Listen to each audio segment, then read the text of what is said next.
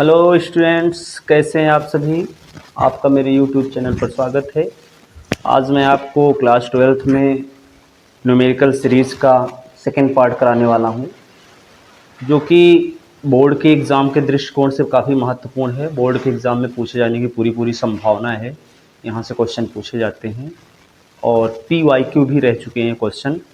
So guys, आप ध्यान से देखिएगा। उससे पहले मैं एक कोट्स बोलना चाहूँगा जो जीवन की यात्रा के लिए बड़ी ही महत्वपूर्ण कोट्स है कि असफलता एक चुनौती है, इसे स्वीकार करो। क्या है? असफलता एक चुनौती है, इसे स्वीकार करो। देखो समझो क्या कमी रह गई और उस पर विचार करो। सो गाइस, इसी कोट्स के साथ हम आज स्टार्ट करते हैं अपनी क्लास को। आइए गाइस, तो पहला हमारा क्वेश्चन है, ध्यान से देखिएगा। हमारा पहला क्वेश्चन है, स्क्रीन पे आप देख पा रहे होंगे कि एक वैद्युत द्विध्रुव जिसकी लंबाई 4 सेंटीमीटर है, जिसकी लंबाई 4 सेंटीमीटर है, को एक समान वैद्युत क्षेत्र 10 की घात 4 न्यूटन प्रति कूलाम से 30 डिग्री पर रखने से 9 गुणे 10 घात -2 न्यूटन मीटर का बल आघूर्ण लगता है। द्विध्रुव के द्विध्रुव आघूर्ण की गणना कीजिए। इसमें आपको द्विध्रुव के द्विध्रुव आघूर्ण यानी पी इलेक्ट्रिक डायपोल मोमेंट ये ज्ञात करना है। क्या निकालना है? P electric dipole moment. ठीक है, इस क्वेश्चन में तो सबसे पहले हमको दिया क्या गया इसको देखेंगे। वैद्युत द्विध्रुव जिसकी लंबाई दी गई है 4 सेंटीमीटर यानी 2L। ये वैद्युत द्विध्रुव है, ध्यान से देखेंगे। ये वैद्युत द्विध्रुव क्या होता है? वैद्युत द्विध्रुव जो होता है जिसमें एक निगेटिव चार्ज और एक पॉजिटिव चार्ज, और जिनका मैग्नीट्यूड जो होता है लगभग सेम ही होता है। इनका मैग्नीट्यूड लगभग सेम ही रहता है, मैग्नीट्यूड सेम रहता है। तो इसमें हम देखेंगे, ध्यान से देखिएगा इस क्वेश्चन को। ये है -Q, ये है +Q। वैद्युत द्विध्रुव है, यहाँ से यहाँ तक की डिस्टेंस ये 4 सेंटीमीटर दी गई। ठीक, ये 4 सेंटीमीटर दी गई है और एक समान वैद्युत क्षेत्र में इसे रखा गया है। एक समान वैद्युत क्षेत्र यानी E इज इक्वल, जो E की वैल्यू है वो है 10 की पावर 4, 10 की पावर 4 न्यूटन प्रति कूलाम, और थीटा दिया गया है 30 डिग्री। ध्यान से देखिएगा, थीटा जो दिया गया है ये 30 डिग्री दिया गया है, और इसमें दिया गया है टो जो दिया गया बल आघूर्ण टॉर्क 9 × 10 की पावर -2 न्यूटन मीटर।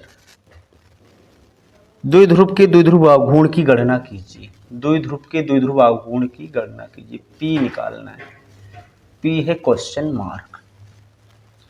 ठीक, ये क्वेश्चन में हमें क्या क्या दिया गया है हमने इसको लिखा, और उसके बाद क्या ज्ञात करना है वो। अब इसमें हमको फार्मूला सबसे पहले सोचना पड़ेगा कि कौन सा फार्मूला अप्लाई करें। तो टो बराबर, वी नो दैट टो बराबर होता है PE साइन थीटा। टो बराबर क्या होता है? PE sine theta. तो P हमको पता करना है, E दिया गया है 10 की पावर 4, साइन थीटा, थीटा की वैल्यू 30 डिग्री दी गई है, थीटा की वैल्यू 30 डिग्री। टो दिया गया है 9 × 10 की पावर -2, 9 × 10 की पावर -2 दिया गया है। ठीक, इसको अब हम सॉल्व करेंगे। ध्यान से देखिएगा, अगर मैं इसे P बराबर लिखूं तो ये 9 × 10 की पावर -2, और ये जो है 10 की पावर 4 ये डिनोमिनेटर में आएगा। साइन 30 की वैल्यू होती है 1/2, साइन 30 की वैल्यू 1/2। अब ध्यान से देखिएगा, ध्यान से देखिए, इसे समझने का प्रयास करिए कि ये 2 जो होगा ऊपर चला जाएगा। कितना आ जाएगा? 2 ऊपर जाएगा। 2 × 9, 10 की पावर -2 × 10 की पावर -4, ऊपर ले जाएंगे माइनस हो जाएगी। ठीक, अब उसके बाद अगर आप इसे p बराबर लिखना चाहते हैं, ध्यान से देखिए, p बराबर अगर आप इसे लिखना चाहते हैं तो p बराबर 9 2 जा 18, और ये क्या हो जाएगा 10 की पावर -6 कूलाम मीटर।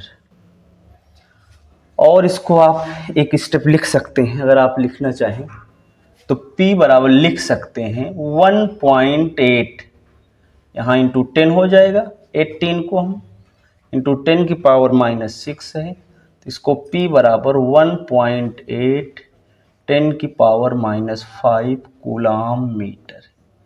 ये जो है ये आंसर हो गया, ये सॉल्यूशन हो गया 1.8 10 की पावर -5 कूलाम मीटर। ठीक है, तो ये क्वेश्चन फार्मूला बेस्ड था बिल्कुल, ये सूत्र था, आप लिख दीजिएगा, यहाँ सूत्र आप लगाया करिए, उसको थोड़ा सा हाईलाइट कर दें, लिख दें कि ये फार्मूला सूत्र टू बराबर PE साइन थीटा। ठीक है, तो उम्मीद करते हैं क्वेश्चन आपको समझ में ही आया होगा, बहुत टिपिकल नहीं, थोड़ा कैलकुलेशन था। ठीक है, अब इसके बाद हम नेक्स्ट क्वेश्चन करने वाले हैं, ध्यान से देखिएगा, जो हमारा नेक्स्ट क्वेश्चन आने वाला है, ध्यान से समझिएगा इस क्वेश्चन को, कि क्वेश्चन में दिया गया है, स्क्रीन पे आप इसको देख पा रहे हैं, एक क्षेत्र में वैद्युत क्षेत्र की तीव्रता, एक एरिया है उसमें वैद्युत क्षेत्र की तीव्रता, उसमें जो वैद्युत क्षेत्र की तीव्रता दी गई E दी गई, ध्यान से इसको आप नोट करते चलिए पॉइंट टू पॉइंट, क्या हमें गिवन है वैद्युत क्षेत्र की तीव्रता, इसमें दिया गया है 1.2 I cap, 1.2 I cap plus 1.6 J cap Newton प्रति कूलाम। ठीक, वाई जेड तल के समांतर, वाई जेड तल के समांतर, ध्यान रखिएगा, वाई जेड तल के समांतर 0.2 मीटर स्क्वायर, 0.2 मीटर स्क्वायर क्षेत्रफल के आयताकार पृष्ठ से संबद्ध कनेक्टेड फ्लक्स, संबद्ध वैद्युत फ्लक्स ज्ञात कीजिए। तो एरिया दिया गया है और वाई जेड तल के समांतर, तो जो एरिया वेक्टर की डायरेक्शन होगी वाई जेड जो तल के समांतर उससे परपेंडिकुलर एरिया वेक्टर होगा।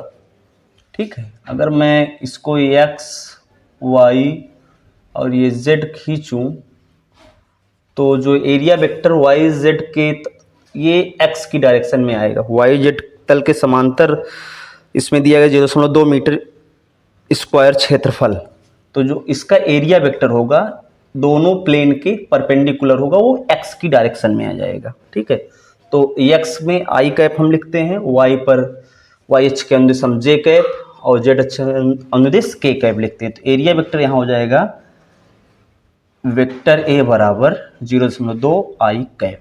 ठीक, अब इसको आगे सॉल्व करेंगे, वैद्युत फ्लक्स फाई ई बराबर फार्मूला होता है vector E dot vector A dot product, vector E 1.2 I cap plus 1.6 J cap, ध्यान से देखिएगा, डॉट 0.2 आई कैप, इसका डॉट प्रोडक्ट करा दीजिए। अब आई कैप डॉट आई कैप 1 होगा, इसका 1.2 का मल्टीप्लाई कराएंगे 0.24, ये इसके साथ 0 हो जाएगा। तो फाई ई बराबर, ध्यान से देखिए, फाई ई बराबर आई कैप डॉट जे कैप, ये 0 हो जाएगा।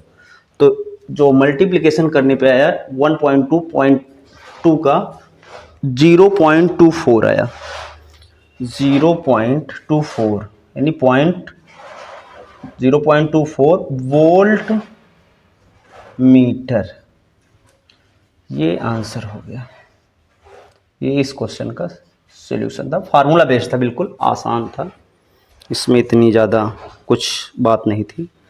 हाँ ये है थोड़ा सा एरिया वेक्टर की डायरेक्शन हमको वाई जेड तल के समांतर इसका क्या कहते हैं एरिया दिया गया था। इसकी डायरेक्शन अगर हम निकालेंगे तो दोनों ये जो प्लेन वाई जेड प्लेन है इसके परपेंडिकुलर यानी एक्स एक्सिस के अनुदिश इसकी जो ये एरिया वेक्टर की डायरेक्शन होगी। ठीक है, अब नेक्स्ट हमारा क्वेश्चन है, ध्यान से देखिएगा। इसके बाद हम नेक्स्ट क्वेश्चन करने वाले हैं। तो स्क्रीन पे आप देख पा रहे होंगे कि आर मीटर त्रिज्या, ये मल्टीपल चॉइस क्वेश्चन है, ध्यान से देखिएगा। आर मीटर त्रिज्या वाले खोखले गोले के केंद्र पर क्यू कूलाम का आवेश रखा है। ये थर्ड क्वेश्चन है, क्यू कूलाम का आवेश रखा है। ठीक है, क्यू कूलाम का आवेश रखा है। यदि गोले की त्रिज्या 2 गुनी कर जाए, गोले की त्रिज्या 2 गुनी कर दी जाए, ये स्फीयर हम बना लेते हैं, गोले की त्रिज्या 2 गुनी कर दी जाए, आवेश का मान आधा कर दें, तब गोले के पृष्ठ पर कुल वैद्युत फ्लक्स। गोला एक क्लोज 3D क्लोज्ड फिगर है और एक गॉसियन पृष्ठ है, इसमें हम गॉस थ्योरम को लगाएंगे, गॉस थ्योरम को अप्लाई करेंगे। ठीक है, गॉस थ्योरम के अकॉर्डिंग जो फार्मूला था वैद्युत फ्लक्स का, फाई ई बराबर होता है Q in upon epsilon not, Q in upon epsilon not, ये होता है फार्मूला। अब इसमें पहले दे रखा है, पहले फ्लक्स स्टार्टिंग में जब क्यू था त्रिज्या आर थी, उसके लिए फ्लक्स जो था ये था। अब कंडीशनल बात कर रहा है, अगर आवेश को आधा कर दिया जाए और त्रिज्या को 2 गुना कर दिया जाए तब फ्लक्स क्या होगा। त्रिज्या की इसमें कहीं बात ही नहीं, त्रिज्या पर डिपेंड नहीं करेगा फ्लक्स। तब ये आवेश को क्या कर दिया जाए, आधा कर दिया जाए। ये आवेश स्टार्टिंग फ्लक्स इतना था, अब इसका आधा कर देते हैं, ये एप्सिलॉन नॉट हो जाएगा। अब जो इस गोले से होकर गुजरने वाला फ्लक्स होगा फाई ई, वो हो जाएगा Q अपॉन 2 एप्सिलॉन नॉट। आप ऑप्शन में विकल्प में देख पा रहे हैं कि इसका जो विकल्प होगा वो सी राइट होगा, इसका विकल्प सी राइट है और यही इसमें से होकर गुजरने वाला वैद्युत फ्लक्स। यानी फ्लक्स कहने का तात्पर्य है ये डिपेंड नहीं करता है रेडियस पर, Q अपॉन 2 एप्सिलॉन नॉट इस क्वेश्चन का आंसर होगा। ठीक है, नोट कर लीजिएगा इसको, आप कहीं आपको डाउट हो तो कुछ पूछ लीजिएगा। ठीक है जी, अब नेक्स्ट क्वेश्चन करेंगे। यहाँ पर थोड़ा सा इसको आप लिख लीजिएगा अपनी जानकारी के लिए कि ये गॉस प्रमेय के अनुसार होता है, गॉस प्रमेय से। ठीक, गॉस प्रमेय से। ठीक, नोट कर लीजिएगा, काफ़ी अच्छा प्रश्न था और बोर्ड की एग्जाम में MCQ टाइप या 1 नंबर, ठीक है, एक सिंगल नंबर मार्क्स में पूछा जा सकता है, सिंगल मार्क्स में। ठीक है, और ध्यान दीजिएगा गाइस कि इन प्रश्नों को थोड़ा आप आसान ज़रूर है, लेकिन इसको थोड़ा सा आप केयरफुली करिए, क्योंकि आसान प्रश्न अक्सर गलत हुआ करते हैं, कठिन प्रश्न हमारे रॉन्ग हो जाते हैं, जो मैंने अनुभव किया है। बच्चे कठिन प्रश्नों को ज़्यादा फोकस कर लेते हैं, आसान प्रश्नों को उतना फोकस नहीं करते क्योंकि वो समझते हैं आ जाएगा, लेकिन छोटी चीज़ों में छोटी छोटी मगर ये मोटी बातें हैं, इसको ध्यान रखिए। ठीक, अब नेक्स्ट क्वेश्चन हम करने वाले हैं। हमारा नेक्स्ट प्रश्न होने वाला है, ध्यान से देखिएगा। आप स्क्रीन पर इसको देख पा रहे हैं कि 4th क्वेश्चन है, 4500 फ्लक्स रेखाएं, 4500 फ्लक्स रेखाएं कितनी, 4th क्वेश्चन है, 4500 फ्लक्स रेखाएं, फ्लक्स रेखाएं किसी निश्चित आयतन के क्षेत्र के भीतर जा रही हैं, किसी निश्चित आयतन के क्षेत्र के भीतर जा रही हैं। ध्यान से देखिएगा, 2500 फ्लक्स रेखाएं उस क्षेत्र से बाहर निकल रही हैं, यानी जो जा रही हैं अंदर फ्लक्स रेखाएं, फाई इन लिखेंगे, इन कितनी हो रही हैं, 4500, और अब 2500 फ्लक्स रेखाएं उस क्षेत्र से बाहर निकल रही हैं आउट कितनी हो रही हैं? 2500 निकल रही हैं। उस क्षेत्र के भीतर कितना आवेश है, यानी इस क्षेत्र के भीतर कितना चार्ज है, इसको हमको कैलकुलेट करना है। इतनी इन हो रही 4500 फ्लक्स और 2500 आउट आ रहे हैं। तो जो फाई नेट होगा आउट, यहां से देखिएगा, फाई आउट माइनस फाई इन, ये होता है फार्मूला। आउट कितना हुआ? 2500 माइनस इन कितना हुई? 4500। ठीक 4500। तो ये कितना आया? 2000 फ्लक्स रेखा है फाई नेट। ठीक है, थोड़ा सा खराश है गले में, इतनी बाहर आई। तो इस पर आवेश कितना है हमें ये कंसीडर करना है, कैलकुलेट करना है। ठीक है, यहां पर एक चीज आपको और दी गई है, क्वेश्चन में दिया गया है कि एप्सिलॉन नॉट की वैल्यू 8.9 करके दिया गया है। क्वेश्चन में वैसे होता है 8.85 करके, लेकिन यहां पर जो दिया गया है 8.9। ठीक है, 10 की पावर -12 कूलाम स्क्वायर प्रति न्यूटन मीटर स्क्वायर ये दिया गया है। फाइनेट ये हो गया। ठीक, फाइनेट नेगेटिव मतलब चार्ज नेगेटिव आने वाला है, ध्यान रखिए। तो गॉसियन थ्योरम क्या होता है? फाई ई बराबर इलेक्ट्रिक फ्लक्स क्यू इन, ये फार्मूला गॉसियन थ्योरम है, अपॉन एप्सिलॉन नॉट। अब यहाँ पे लिखेंगे क्यू इन बराबर कितना चार्ज है उससे कनेक्टेड, उस सरफेस से, क्यू इन बराबर phi E into epsilon naught. Phi कितना है? -2000, एप्सिलॉन नॉट 8.9, 10 की पावर -12। इसका मल्टीप्लिकेशन करेंगे, कितना हो जाएगा? 2 9 18, 2 8 16 1 17। ठीक है, और यहाँ पर एक हम डेसिमल लगाएंगे, ये 10 की पावर 3 होगा, 10 की पावर -12 होगा, यहाँ माइनस लगा देंगे। अब ये आ जाएगा -17.8, 10 की पावर -9 आ जाएगा। ठीक, डेसिमल को और हम थोड़ा इधर इसको शिफ्ट कर सकते हैं, -1.78 अगर मैं लिखता हूँ तो ये हो जाएगा 10 की पावर -8 कूलॉम। ठीक, ये पृष्ठ से संबद्ध आवेश, ऋणात्मक आवेश, चार्ज कैसा होगा? निगेटिव होगा, ध्यान रखिएगा। ठीक है, गॉस की थ्योरम को हमने अप्लाई किया है, ये गॉस प्रमेय होता है, गॉस प्रमेय से। ठीक है, गॉस प्रमेय से इसको आप निकालें, ध्यान रखिए। अब नोट कर लीजिएगा इसको बिल्कुल। ठीक है, अब एक आखिरी प्रश्न करने वाले हैं, फिफ्थ क्वेश्चन है, जो कि मोस्ट इंपॉर्टेंट क्वेश्चन है। नोट कर लीजिए, फिर बताते हैं इसको। ठीक है, तो ये मोस्ट इंपॉर्टेंट क्वेश्चन है बोर्ड के एग्जाम का, बिल्कुल आप समझ लीजिए कि पूछा जाता है, ये क्वेश्चन पूछा जाएगा या यहां से इसका कॉन्सेप्ट का प्रयोग होगा। ठीक है, तो इसको आप ध्यान रखिएगा, इसमें आप किसी प्रकार की कोताही ना करिएगा और इसको आप बढ़िया से समझने का प्रयास करिएगा। चलिए देखते हैं, लास्ट आखिरी प्रश्न है, फिफ्थ। बड़ा ही अच्छा प्रश्न है, ध्यान से देखिएगा, और ये बोर्ड में एग्जाम में कई बार पूछा गया है।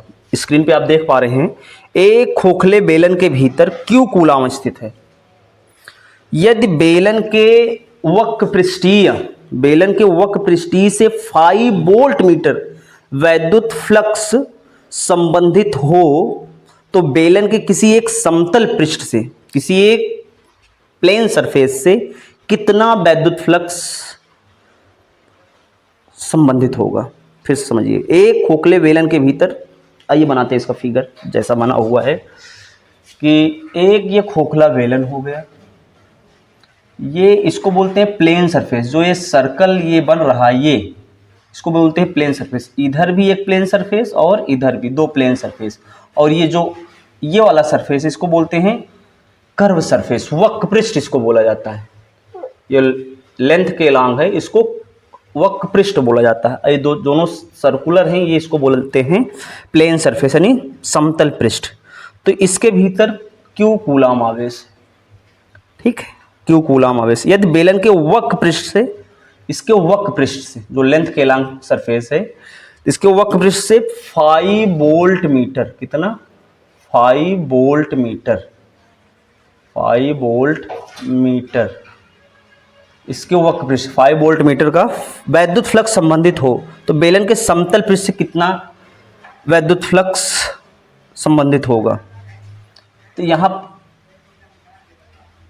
5P मान लेते हैं प्लेन सरफेस से, और इधर से भी हम मान लेते हैं, दो प्लेन सरफेस है, दोनों से हम 5P यहां से संबंधित जो कनेक्टेड फ्लक्स है 5P मान लेते हैं इसके प्लेन सरफेस से, ठीक। तो टोटल फ्लक्स क्या हो जाएगा? ऐड कर सकते हैं, वैद्युत फ्लक्स एक स्केलर क्वांटिटी है, बी कैन ऐड दिस, सीधा सीधा इसको जोड़ सकते हैं। तो प्लेन सरफेस का फ्लक्स 5P प्लस 5P, इसके कर्व सरफेस का फ्लक्स 5 दिया गया, total flux Gaussian surface, Gaussian पृष्ठ है, ठीक। तो क्या हो जाएगा? Q upon epsilon naught. तो कितना हो जाएगा? 2 5P plus 5 is equal Q upon epsilon naught. Plane surface से निकालना है इसको, तो 2 5P is equal Q upon epsilon naught minus 5। Plane surface से निकलने वाला फ्लक्स 5P बराबर Q upon epsilon naught minus 5 into 1/2। ये होगा प्लेन सरफेस से होकर गुजरने वाला फ्लक्स। प्लेन सरफेस से इतना फ्लक्स पास होगा, ठीक है। ये टोटल फ्लक्स, ये गॉसियन सरफेस है, 3D symmetry figure closed, 3D closed symmetry figure जो होता है वो गॉसियन सरफेस होता है। ये गॉसियन सरफेस है, इसके कर्व सरफेस से 5 वोल्ट मीटर का फ्लक्स कनेक्टेड है, इधर प्लेन सरफेस से 5P का हमने सपोज कर लिया प्लेन सरफेस से। टोटल फ्लक्स स्केलर क्वांटिटी, इसलिए टोटल यानी ऐड कर लेंगे, गॉसियन सरफेस से गॉस की थ्योरम हमने लगा दिया और इसको कैलकुलेट किया। 5P प्लेन फ्लक्स से होकर गुजरने वाला फ्लक्स इतना वोल्ट मीटर होगा, ठीक। तो ये आपका आंसर होगा, ठीक। ये थे बोर्ड ओरिएंटेड क्वेश्चन जो PYQ रह चुके हैं। अब बोर्ड में पूछे जाने की पुनः भी संभावना है, यहाँ से पूछा जाता है प्रश्न, ठीक है। और अगर आपको मेरा वीडियो पसंद आए तो इसे लाइक शेयर सब्सक्राइब ज़रूर करें, और थोड़ा सा इससे हमको मोटिवेशन मिलेगा, और इससे ये होगा कि हम और अच्छे आपके लिए वीडियो बनाएं, और अच्छा मेहनत करके थोड़ा सा अच्छा कंटेंट और आपको दें, जो बिल्कुल आपको लगे कि हाँ हमारे लिए मेहनत हो रही है। तो गाइज आज के लिए इतना ही, मिलते हैं नेक्स्ट वीडियो में एक नए धमाकेदार वीडियो के साथ। सो गाइज आज के लिए इतना ही, धन्यवाद।